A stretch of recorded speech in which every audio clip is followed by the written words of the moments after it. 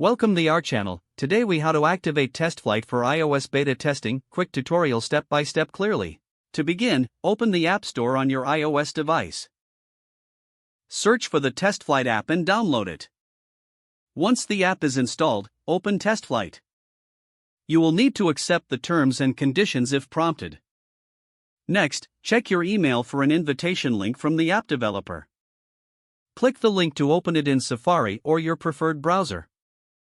You will see a screen with details about the app and a button to accept the invitation. Tap on the View in TestFlight button. This will redirect you to the TestFlight app. In TestFlight, you will see the app listed under Available Apps. Tap the Install button next to the app. Once the app is installed, it might appear on your home screen. Open the app to start testing. If you encounter any issues, you can provide feedback through TestFlight. You'll need to keep the TestFlight app updated for the latest versions. Check back regularly for updates from the app developer. Enjoy your beta testing experience. If the page does not load, refresh the browser or try again in a private or incognito window. Make sure you are using the correct email address, then retype it carefully to avoid small typos.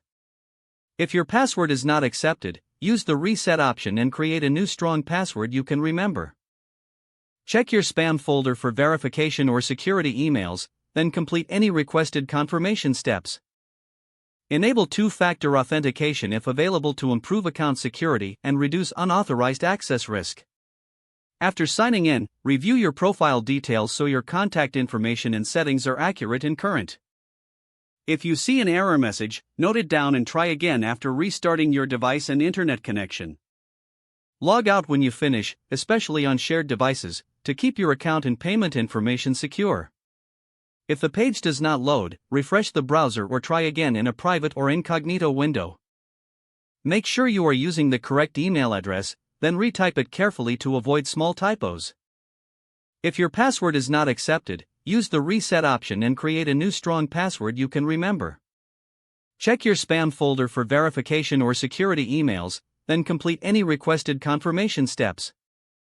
Don't forget to like this video and subscribe to our channel for more step-by-step tech guides.